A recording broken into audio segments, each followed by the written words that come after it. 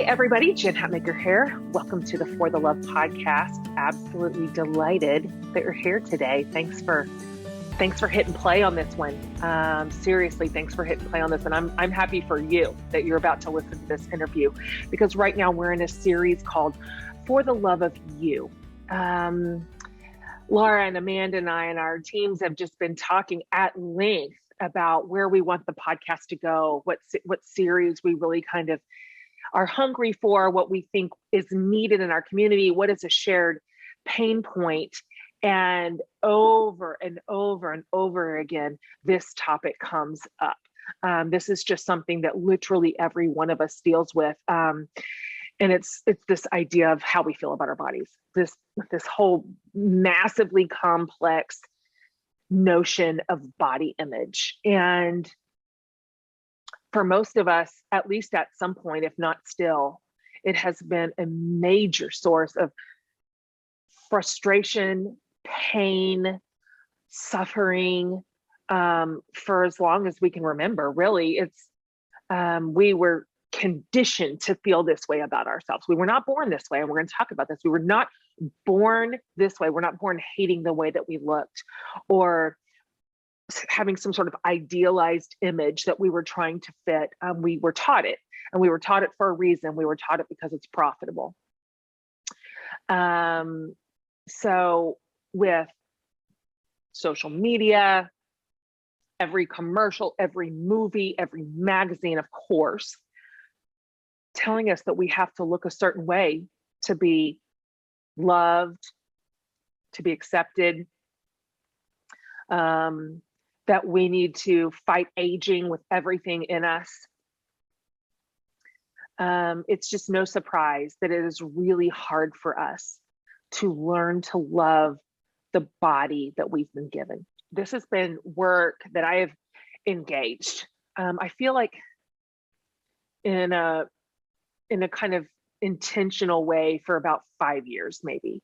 I think I was just tired of hating myself, if that's okay. I mean, just exhausted of spending this much mental energy and engaging yet another stupid fad diet or some dumb thing or some thing that doesn't even make sense, just in order to hit some size or some look. I think I just got tired of it, and it felt mean. It felt really mean to hate my body when she has been with me every single second of my life. You know, I wrote about this in Fierce. I wrote a chapter on what I was learning about embodiment and how to feel about my body. That's where I always tell you that Dr. Hillary McBride taught me to call my body a she or a her, because she is me, not just some externalized container for somebody else to look at, but she is me.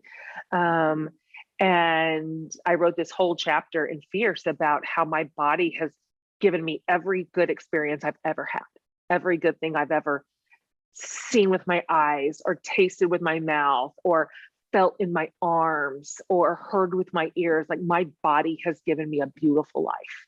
And I think I was just tired of being mean to her. I think I was tired of feeling like I was at war with her, instead of loving her for all that she's done, for all that she's overcome, for all the places she has carried me and sustained me. I love this quote, you guys. Positive body image isn't believing your body looks good. It's knowing your body is good, regardless of how it looks. Isn't that powerful? That's the mission of my guests today, Lexie and Lindsay Kite. They are twin sisters. They are co-authors of the book, More Than a Body. They are co-directors of their nonprofit called Beauty Redefined. And their research has been cited in the New York Times, CNBC, Boston Globe, Teen Vogue, on and on. Their goal is to help women reject the harmful effects of objectification in our lives through social media reach, through their online body image resilience course. We're going to talk about what they mean by body image resilience. It's pretty powerful. And then, of course, all their speaking engagements too. And so this conversation is really important. And they are really wise. These are really, really wise thinkers and leaders here. I just was kind of hanging on their every word as they talked. They're very like animated, and they're so easy to listen to because they're just pulling you in with constant hope and a different way and a different story and a different narrative. I think one that we're all really, really hungry for. They make it possible and within reach, that we can learn to tamp down body shame and fear and triggers, and reconnect with our body in a way that is healthy and good, and the way that we were really always meant to live. This is the good stuff, you guys. It really is. This is the real work we're putting in today, so that we can love ourselves, love our bodies as a part of who we are and the way in which we get to experience this world. Both of these girls are incredibly credentialed. Together, they went through their master's and their PhD programs. This is where their research has been centered and located. And I think, in my opinion, because I'm doing this work too. I'm consciously doing this work right now to make peace with my own body. I think they've got a real missing piece of the conversation, something that I don't actually hear in some other work around this discussion. It feels liberating and fresh and new and possible. If you have ever felt at war with your own good body, if you hate the mirror, if you are so mean to your own self or obsessed with body thoughts, this is your episode today, you guys. These are two incredible leaders, and I'm so pleased to share my conversation with the smart and wonderful Lexie and Lindsay Kite. Lexie and Lindsay, thank you so much for saying yes to this invitation, for being on the show, and particularly in this series. I'm just delighted to meet you both. Oh, thank you so much. We are so excited to talk to you. I'm Lindsay, and my twin sister is Lexie. Lexie's in Salt Lake City at the moment, and I live in New York City. So we do this from across the country, but we grew up with very twin lives and very parallel interests and passions, which got us into this work. We grew up feeling really self-conscious of our bodies, like every other young woman in the world seems to. And that led us down a path of eventually figuring out what the issue was. We run the nonprofit Beauty Redefined, and we've done that since 2011 when it became a nonprofit. We wrote the book More Than a Body, as you mentioned, and we do a lot on social media activism related to body image and helping people, most importantly, to see that they are more than just bodies. I want to talk to you more about this because so many girls, most, I don't really know, but don't ever get to hear the message that their bodies are good. But they do get a lot of messages telling them what a good body should look like. For sure. That comes across like loud and clear.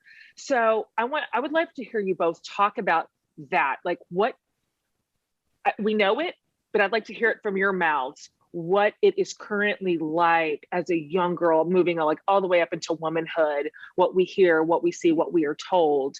And then alternatively, I want to hear you talk about how you are creating a space. How do we do this? How do we create a space that encourages young girls who become women to really like embrace who they are, and how they, and this is where I really love what you key in on, how they exist in the world outside of how they look. Writing the book, it really allowed us to be vulnerable in a new way, which is so important. So I share journal entries in our book about times when I was so young and so worried and embarrassed by my body. I remember being it must have been second grade. I was like 7 or 8, whatever you are in second grade. And I remember sitting down with all the other kids kneeling in a circle for reading time. And I looked down at my little girl thighs in my spandex floral shorts.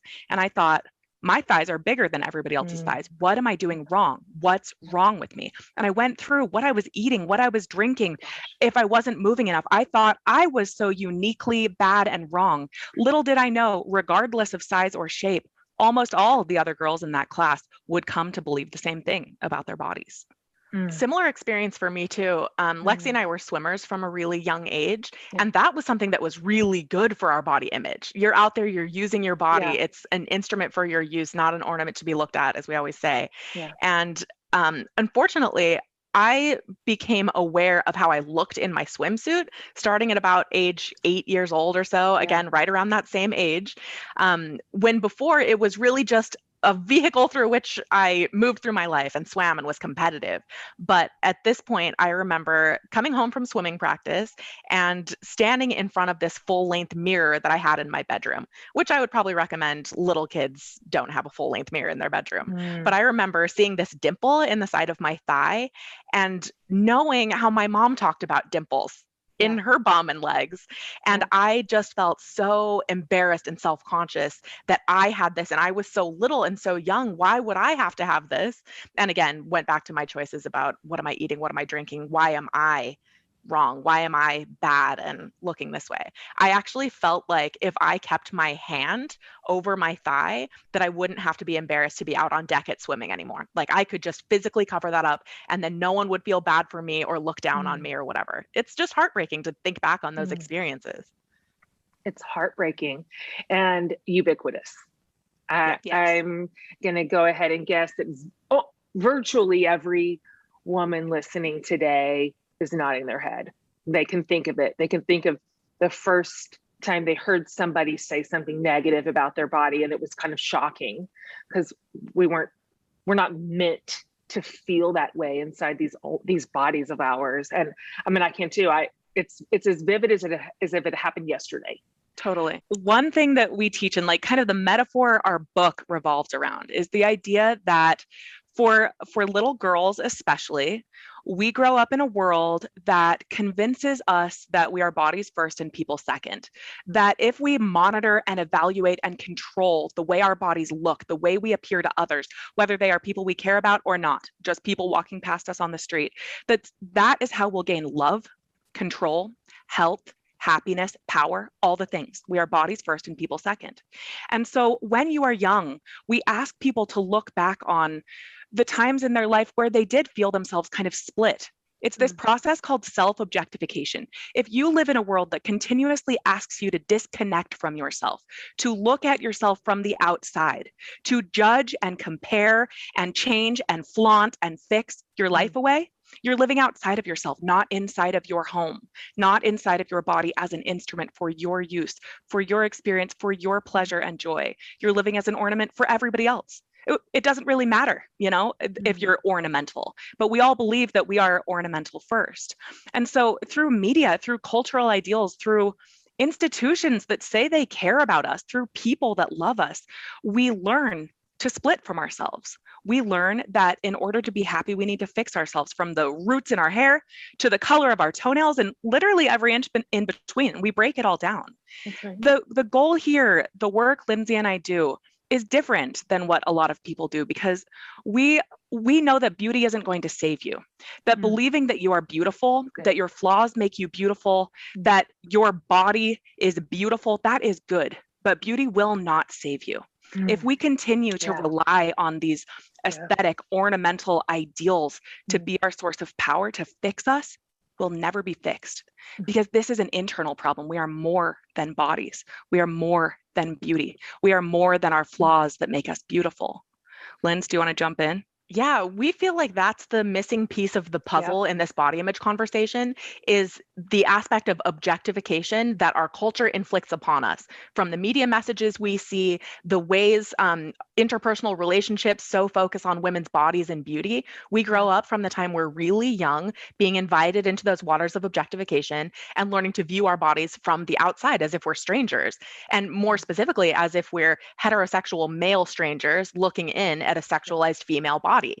That's why we judge ourselves, we hate ourselves, we fall short in every possible way because we learn to prioritize this outside perspective on our bodies, which are such a tiny facet of our bodies and more importantly, a tiny facet of who we really are.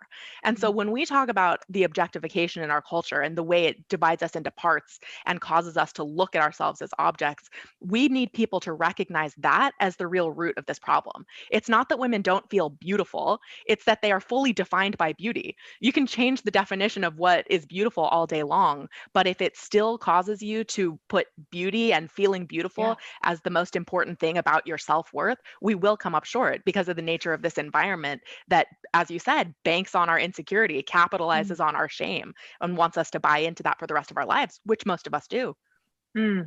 Yeah, that really is resonant with me. This idea that, because, you know, you sort of catalog in your work, these are sometimes the new practices, if you will, that we've been taught to embrace about your flaws are beautiful, and all things I've heard, all things that I've been instructed to like recalibrate the way I am imagining, envisioning, assessing my body, but it's still about it. It's still about how I look. It's in the same category. And so when you say, you know, I think the work here is to helicopter entirely out of the metric, I'm like, oh, that's new. Like, that's new. That's a new idea. And I want to hear you talk about it, because we're literally never taught that. I mean, really never, not overtly, not covertly, not subtly, not never. And so I would love, okay, here's my next two part. Number one, how in the world did you two get to a place? What was it? Or was it, maybe it was a series of things, I don't know. How did you get to a place where you knew this was going to be your work, and you were salient enough to know where to start reaching? Because you really had to pull yourself right out of the system in order to do it. And then I would like you to talk more about this whole idea of we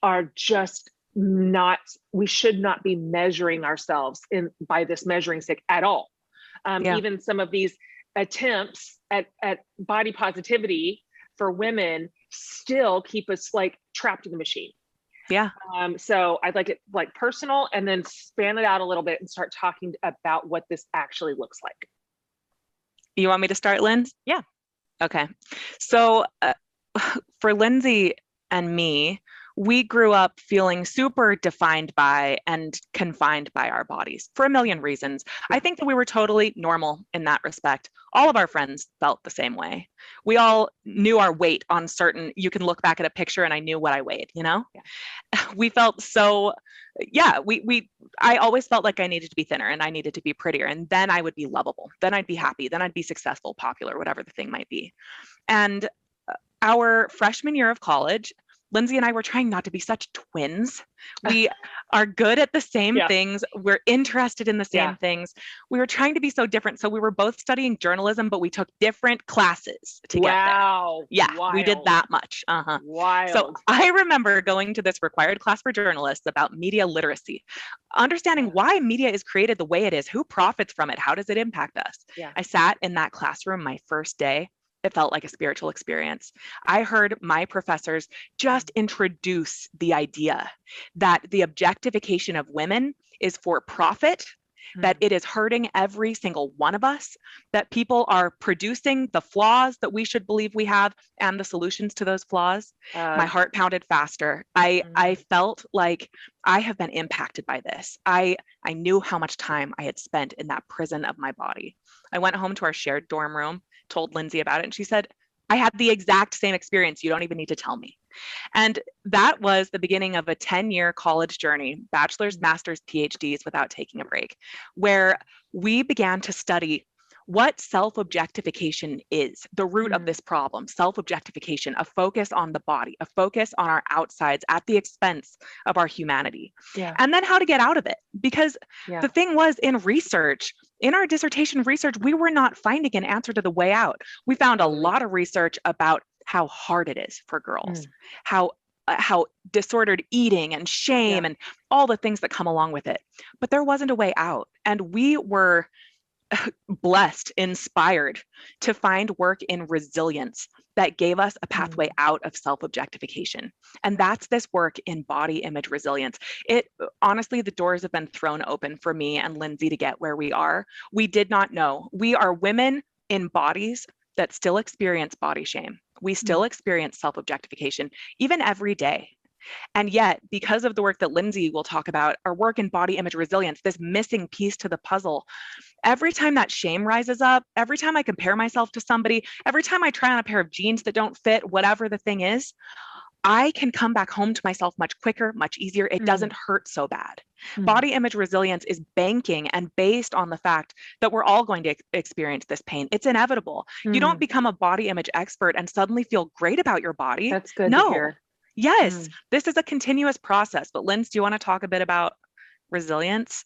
Yeah, this is something that is both personal and professional for us, as you can imagine. No one gets into this research, does a PhD in it without being very personally affected by it. So we're very much invested in this on multiple levels. And I think that's really helpful because we can speak about it from a place of deep knowing and understanding what it feels like to have that shame, what it feels like to try to hide and fix your body, and have that be sold to you as the solution to all of your problems. And then even when you do those things, you do reach the body goals or whatever that you had in mind, your problems aren't solved. And so that's one way that I think we kind of learned the hard way, that fitting those ideals, playing this game within the rules of objectification will not fix your problems. It doesn't improve your confidence, even body confidence. And that's what we started to find in research. I think our personal experience helped us know the right questions to ask people. And so all of our research revolved around these ideas of, number one, how do you feel about your body? How are you describing your body? Through that, we're able to identify whether people are self-objectifying or not, which most women are. You'll describe your body in ways that reflect how you see it. And of course, how negatively you see it and your fears of how other people look at your body. That shows how you're looking at yourself as an outsider. You've split from that body that has been your home your entire life, and you're just seeing it from afar. And what we found is that, especially in getting into this work on social media, we found that there were a couple different ways that people were trying to approach this problem. There's the big ways through really mainstream body positivity. So think like Dove campaigns and things like that really put this on the map for a lot of people. They're saying all bodies are beautiful. Your flaws make you beautiful. Embrace these bodies because they look great, even if they don't look like the mainstream ideals. And what we were finding is that this wasn't actually fixing anyone's body image issues. It's really refreshing to see body diversity, and we will be champions of that forever. We need to see much more diversity in shape, size, ethnicity, race, every possible facet.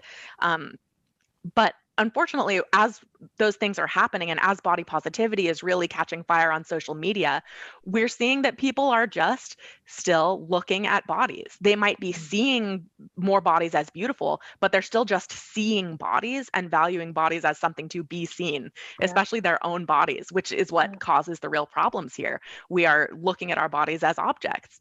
And so the solution for us is really the light at the end of this tunnel. We're objectifying, we feel this shame, we continue to deal with shame and cope with shame in all the same ways we always have under this umbrella of just your body looks good.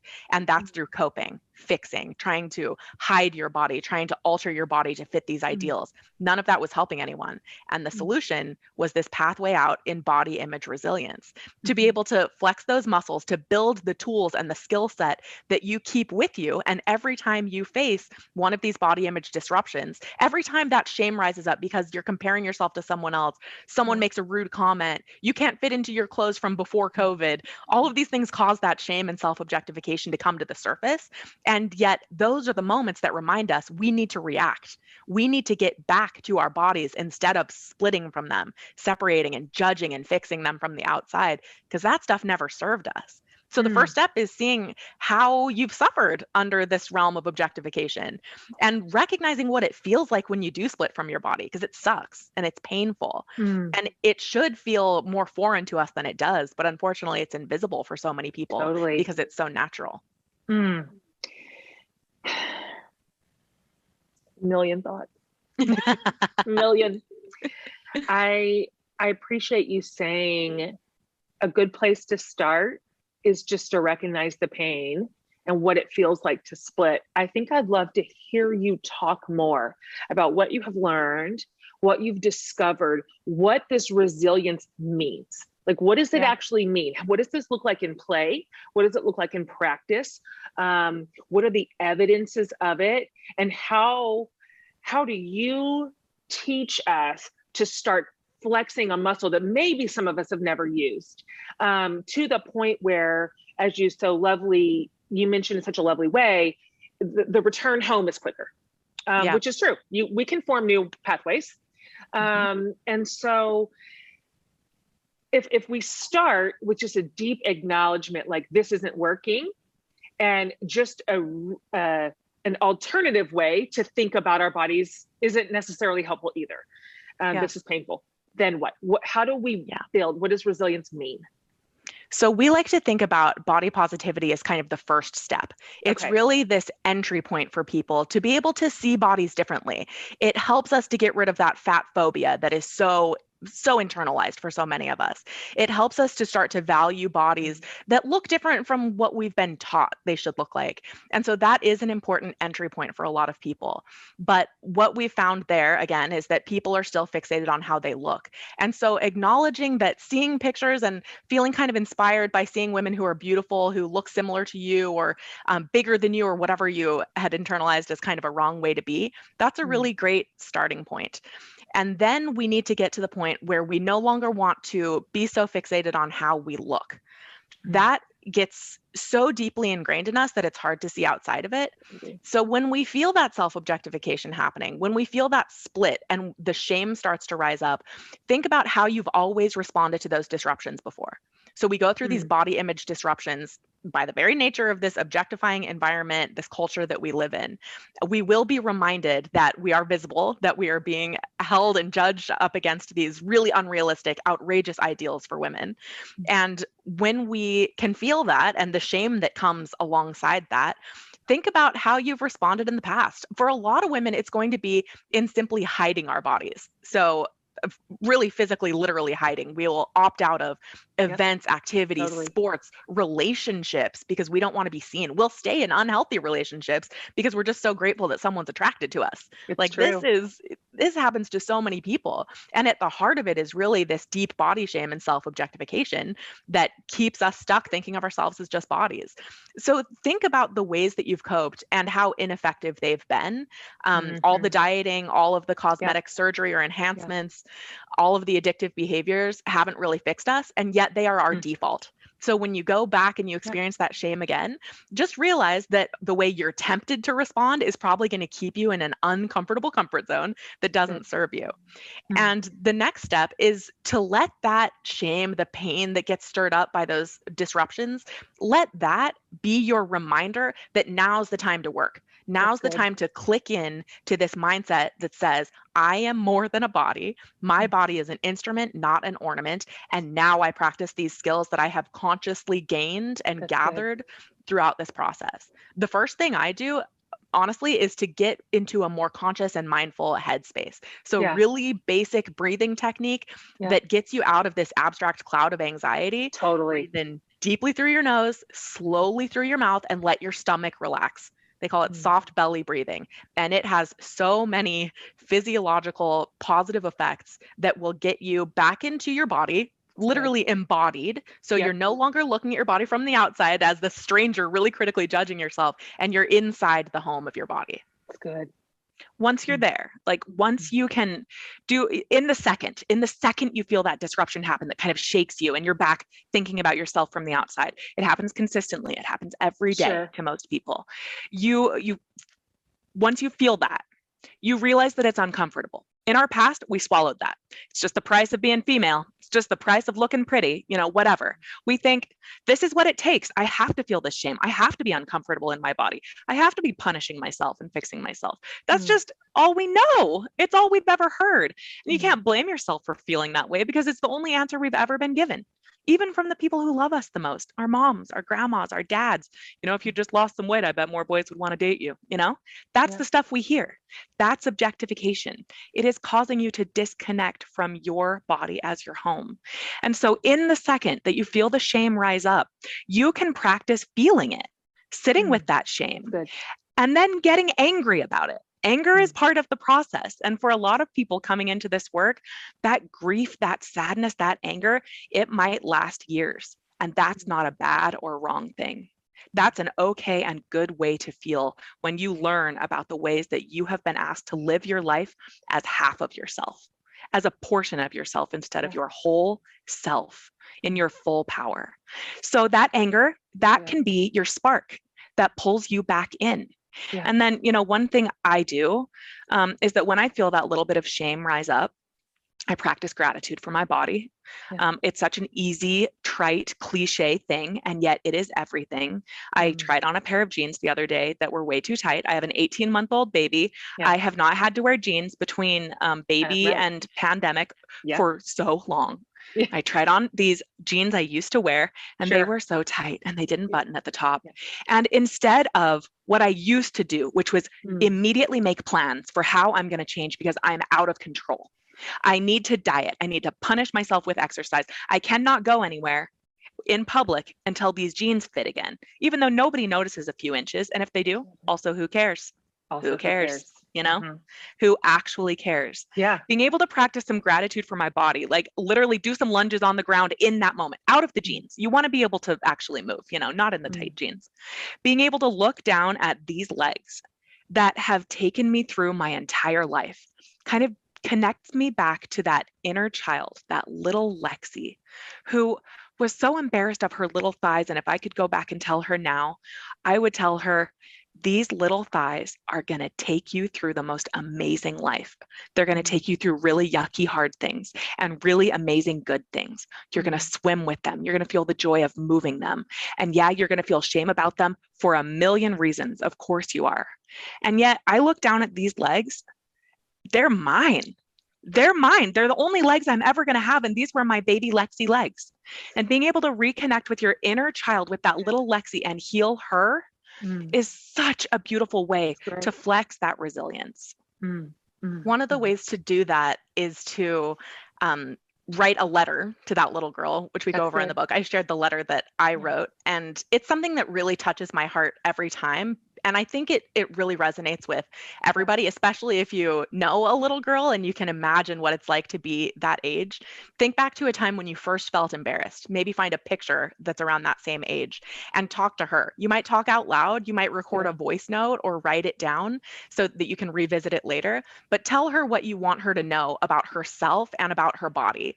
Talk to her about the kinds of things that she might face in that body, and the kinds of things that are up against her that are going to convince her that that body is wrong, that it, causes negative thoughts in other people or warrants, unwanted attention, and that it's wrong in all of these ways that your culture will teach you throughout your life. And tell her what you know and really believe about her, because those are things that you know in your heart right now. It's kind of this practice of connecting to your higher self. Like, what is your more evolved, your most divine self? When you can connect with that larger perspective to see yourself, it helps you to heal what happened in your childhood that may inform how you feel right now. But it also reminds you that you're still her.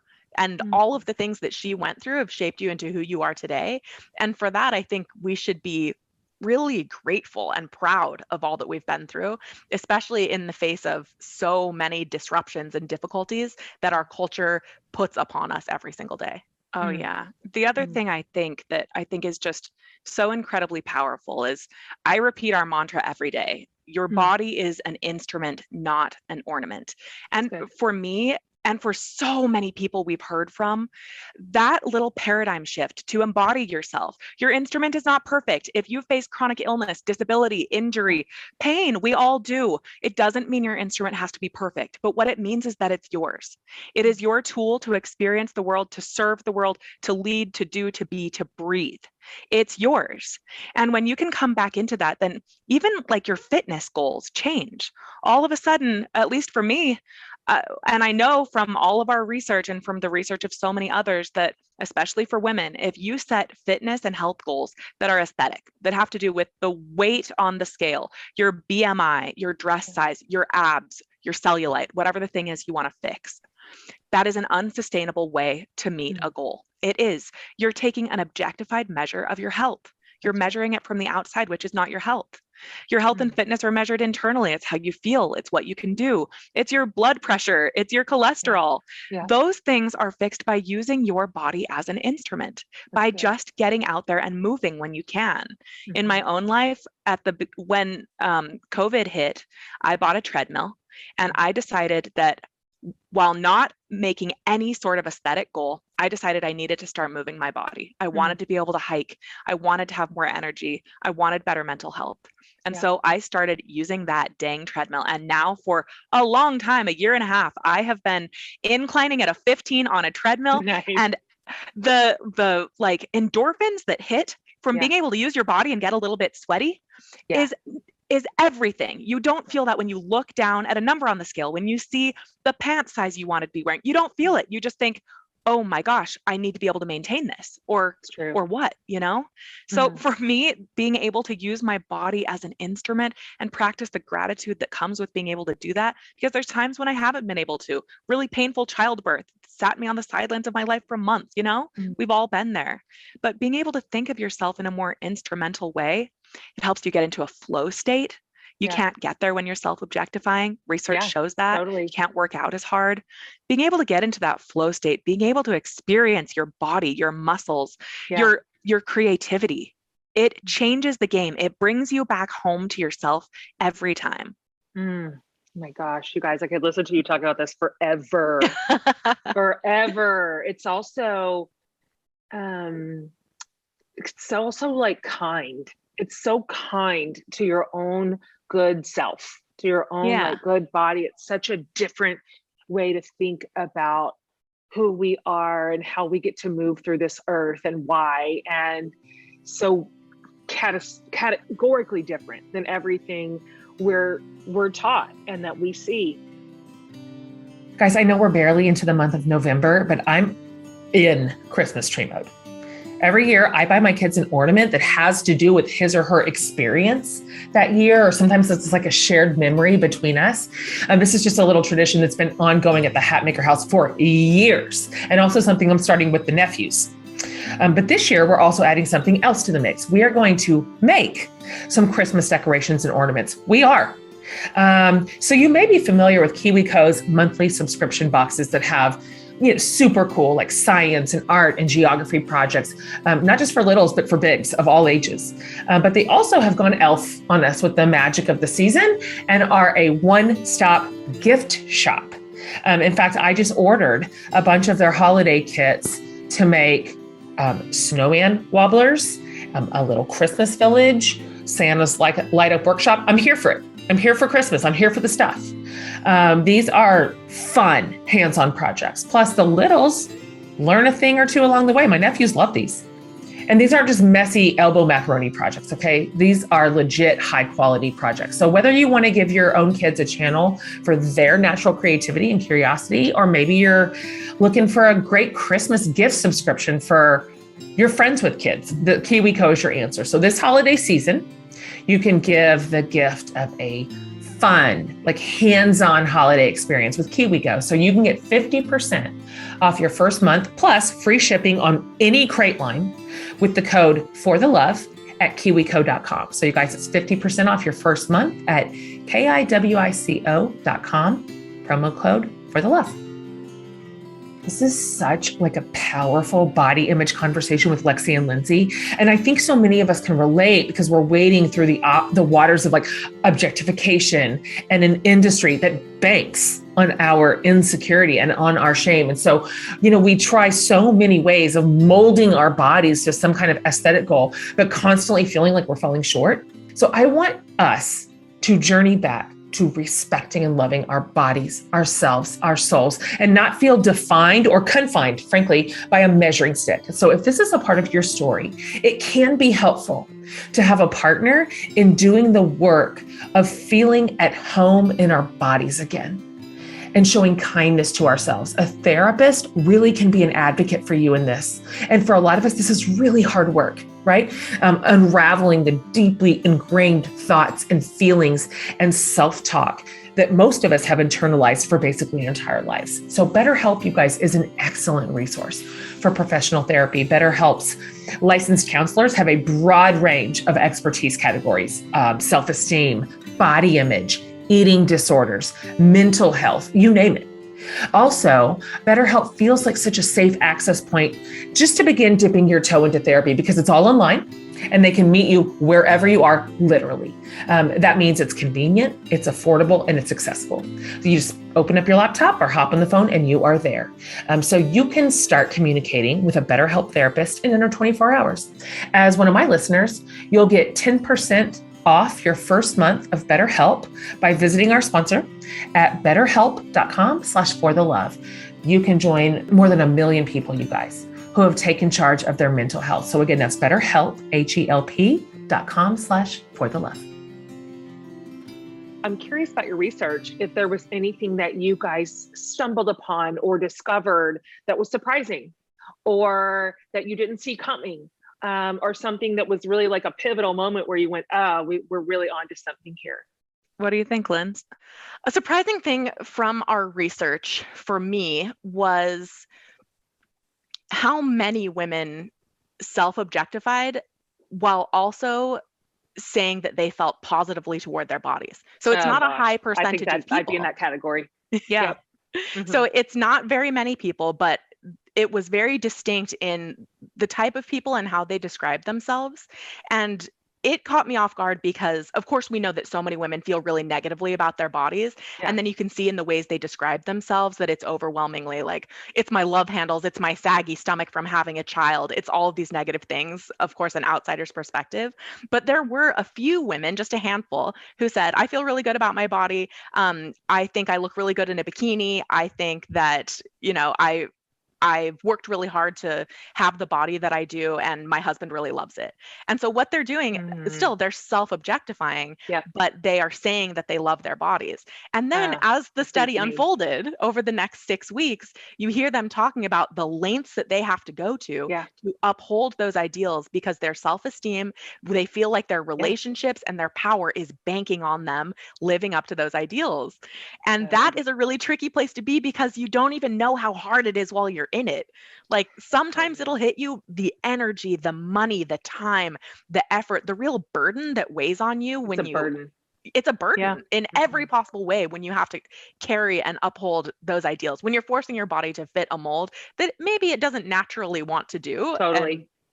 And you, unfortunately with that, what we're doing is we're kind of leveling up our expectations for ourselves every time we buy into those ideals. And every year that gets older, while we're still trying to keep the same body that we had when we were 22 and all of these things, with our faces, with our hair, with everything. And people aren't aware of how difficult and taxing that is until you can see what a burden it has on your bank account and your energy, because you want to dedicate it to other things. Or when you compare it to how your husband lives his life, or how your sons are able to live their lives. Totally. And when you get passed up for promotions and opportunities and everything that you want to do by people who don't put in that level of effort, sometimes it becomes clear that maybe it's not as necessary as we think it is. And I think there's a little bit of freedom in that, in finding out that, wait, maybe I could be just as happy. Maybe my husband would still love me. Maybe I could still date and be healthy and successful without buying in and upholding these ideals that my body is, as it ages and grows, is fighting against. Yeah, I love this thing that Lindsay shares in the book that is inspirational to me. And it's this idea that I think can resonate with a lot of people.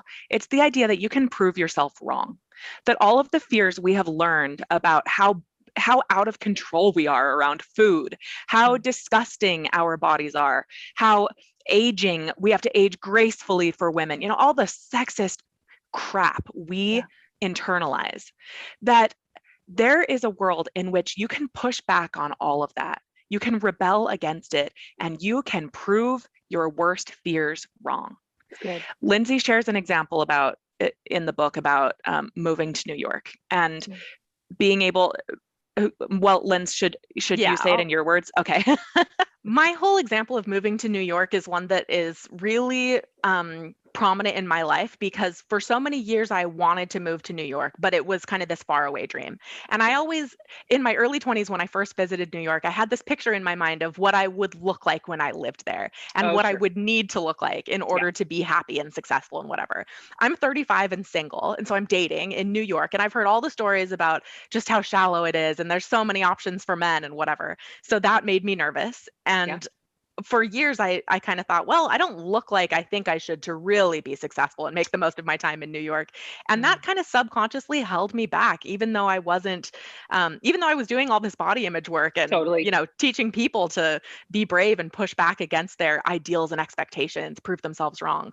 But what it really takes is doing it for yourself. I can tell people all day long not to be worried and to try and see how it goes. But my resilience process, as I went throughout the years, really from the ages of about 21 to 30. Those were the years when I really put all this stuff to the test. When I went swimming with my boyfriend and my friends, even though I was so embarrassed for them to see me in a swimming suit. And when I took opportunities to speak in public, to talk about body image in national and international forums where people can see my body, and then commenters on the internet will talk endlessly about how, you know, too fat to know what you're talking about or too pretty to know what you're talking about. You can't win. No, you can't. So I had to prove to myself that I could push back against all those expectations, all the fears that I had built into my life about what it meant to be in a fatter body than I expected to be in at this point in my life. And I proved myself wrong by actually doing it, by finding out that I could be successful, have a really great time dating, have a lot of, you know, really interesting and awesome romantic moments in this city, to walk down the street, to have a great career beyond what I thought was possible in this body or any body. But I wouldn't know it unless I did it. And it really has just emboldened me to tell people that, I do have a lot of privilege. I do have a lot of things that that buoy me up against a lot of the negative things that other people would face in this world. But a lot of people listening to this podcast today also have a lot of privilege. They have people that love them, and they love a lot of people. They have great relationships and good health and people in their lives who will support them, regardless of whether or not they diet their lives away and get every cosmetic enhancement and procedure.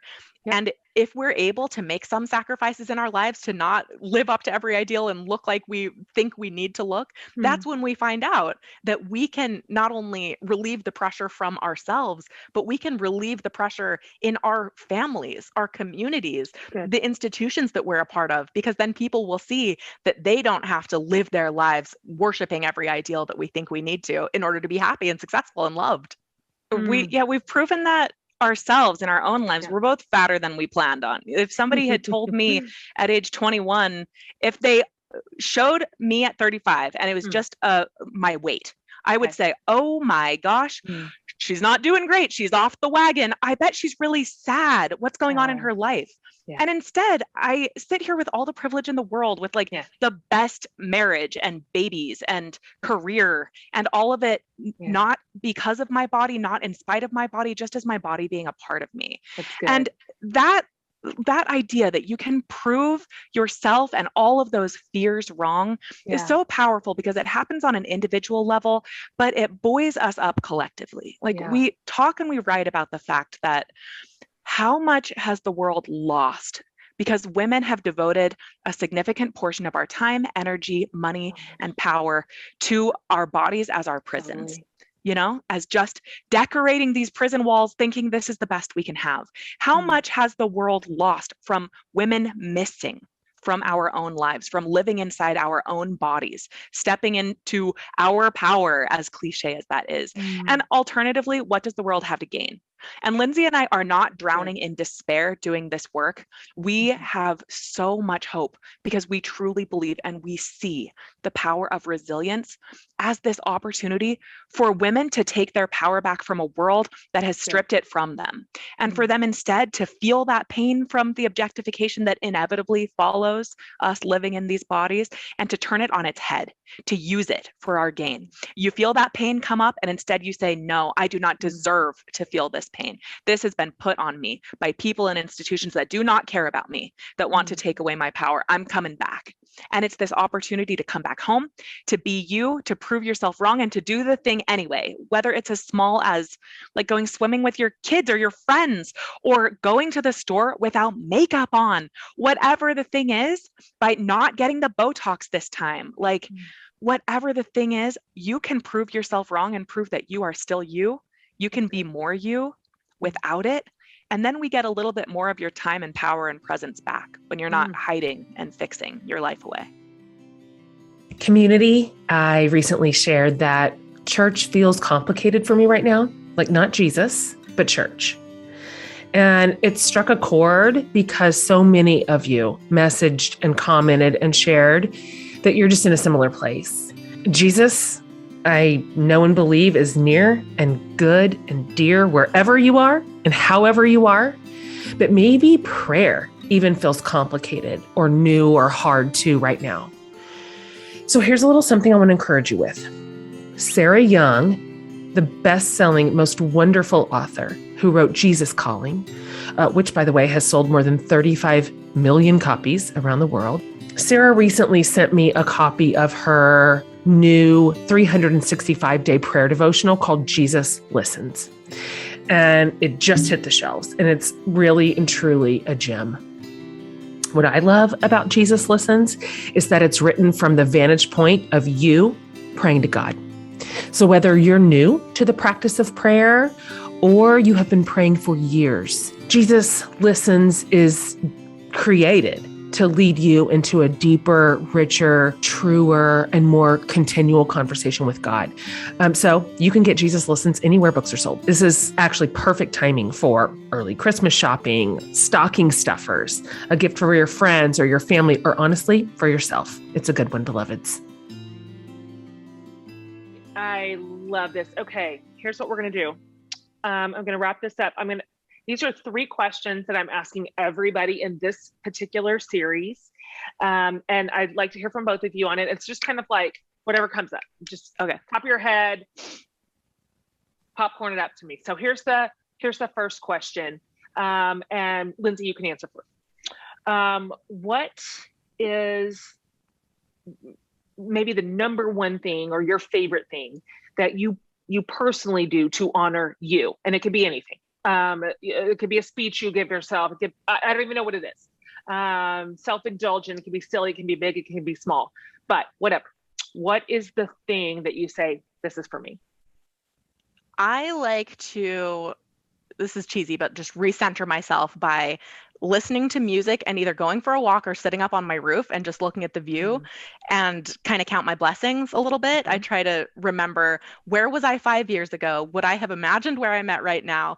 And just kind of reconnect with this idea that like, I'm doing pretty good. You get caught up in the day to day, but everything's actually pretty fine. And that's amazing. And also this is really cheesy. I'm just so grateful to live in New York. I love it so much. And it's really been just like an amazing change in my life. And so before I go to bed, I think Lexie saw this when I was here. I always, when I'm closing the blinds, I just say, good night, New York. I love you. I mean, listen, you don't have to explain that to me. I go to New York a lot, and there's 100% of the time I play the I could live here game. 100% of the time.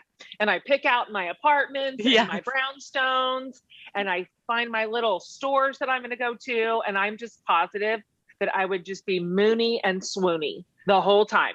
If and when I ever get there. Yes, I know. I believe you. How about you, Lexie? Oh man, mine it seems so small too, but every day when my nanny takes my babies away, instead of working, I do some work, of course, but I'll work out, I'll do a quick video or get on the treadmill.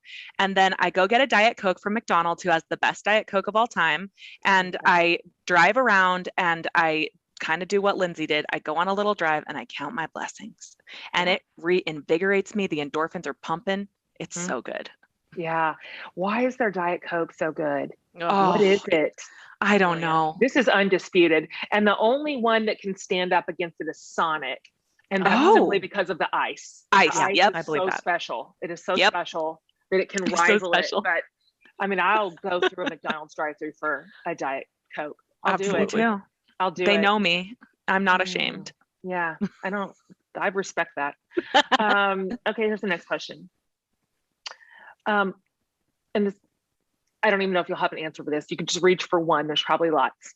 What's the tip-top way you make peace with yourself and you love your mind and your body and your spirit that you get to walk around on this earth with? What is it that you do? I think mine is our mantra. It's on my mirror and it's on my daughter's mirror. I like my that. body is an instrument, not an ornament. So when I see myself, even if I'm not loving what I see, which is a lot of the time, my body is an instrument, not an ornament. And Just say it. yeah, that's good. I think going to therapy is one of those things. Sometimes even when I don't feel like I need it, I'm not overly stressed out or whatever, I'll do it and I'll talk through some things maybe I didn't expect. And it just feels like a little gift to myself that is a very privileged gift, obviously, but it's a nice way to just like think about yourself and talk about yourself for a minute when it's easy to be distracted by everything else all the time. Your problems are always like they're front and center, but you don't understand the root of them or even that they are problems sometimes. So to talk it through sometimes reminds you that like, all right, this is something that could be fixed. Where did it start? Let's fix it, you know? I could not agree more. I always know I'm in for it when I'm talking to my therapist. And also when I'm feeling like I'm in a pretty good space this week, I think this is going to be an easy one. And I say something, she kind of takes a little breath and she sort of leans and she's, I'm curious. And I'm like, oh no. Oh, now I've done it. She's curious. Oh, totally. What I say. Oh, I love that. Here. Okay, last one. And I ask all my guests in every single series this final question, and we literally have gotten every kind of response in the world, from the most dear, earnest thing to the most absurd. And so we take it all. It's a question from Barbara Brown Taylor. And so it's this: what's saving your life right now? Real Housewives franchises. Good. Yes. What's your favorite one? Right now, Real Housewives of Potomac is doing it for me. Oh yeah. It's A fresh so start. outrageous. It's just so outrageous. It's in such a delicious great way. escape. It's so good. Like reality TV is the way to see women that wouldn't ever be cast in anything else. And I love that. Totally. Okay, good. Excellent. Okay. How about you, Lindsay? I'm trying to decide between a pop culture-y thing and then just simply this very thin cotton robe that I've been wearing every day. Oh yeah. It's just like bright colors. It looks like a shirt on Zoom for work. And sometimes you could like throw on a pair of leggings and run down to get the mail or a delivery. But it has pockets and it's just really making my life a lot easier. And it's very hot here right now. So I just need very little to wear. I deeply understand this. As someone who also works from home and lives my life on Zooms. Well, obviously I've thrown in the towel. I mean, I'm just wearing a t-shirt. I can't try anymore, you guys. I can't do it. I just can't do it. But if I had a thin little cotton robe, it like looks like, look at me. I'm fancy. So I'm fancy, you know, but I'm not going to sweat through it. I really commend you on your choices there. Thank you so much. Girls, thank you for your work in the world. I am here to like bang the drum for your book, for your messaging, for your paradigm shifting research. I'm thrilled to have introduced you to my community. Before we sign off, can you just tell my listeners where to find you, where to find your stuff, all that? Yeah. So our book is More Than a Body. Your body is an instrument, not an ornament. You can find that literally anywhere books are sold. It's in hardcover and it's also on audio and Kindle, ebook, whatever, everywhere. So look for that. That's the best thing we've ever done, I think. We also are on Instagram at beauty_redefined and on Facebook and on Twitter at Take Back Beauty. Those are the main ways. Our website is morethanabody.org for more information for our online course, speaking engagements. We love those. So get in touch if you have a group for us. Yep. I'll have all that in one spot.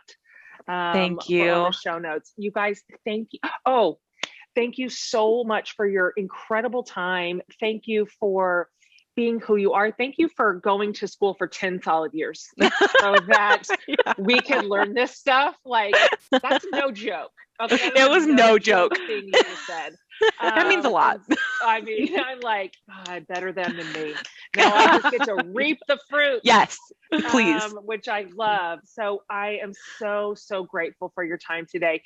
Next time you're in Austin, next time in your towns, I'd love to meet you in person. Oh, Absolutely. You're so great. Thank you, Jen. You're amazing. You oh, thank are. you. Okay. Yeah.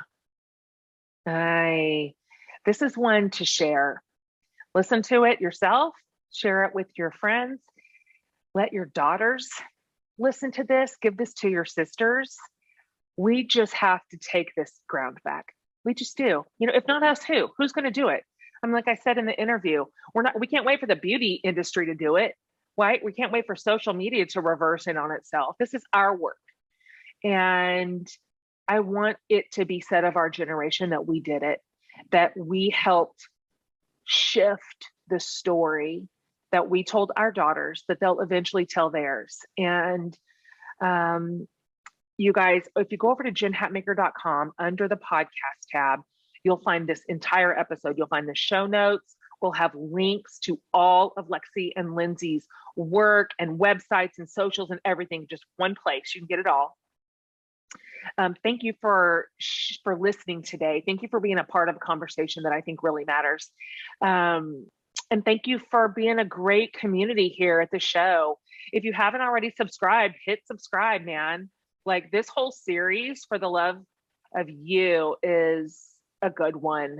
We really lined up, I think, some of the best teachers and healers and leaders in the field. So subscribe and you won't have to keep finding it. It'll just show up for you. All right. So guys, on behalf of all of us, we are, as always, thrilled to bring you this show week in and week out. We want it to matter. We want it to mean something to you. We want to talk about the things that we care about and you care about, and that will fulfill you or enrich your life, or at the bare minimum, entertain you. And I love to do it. Love it. I love you and I love this space. Hey, you guys, see you next week.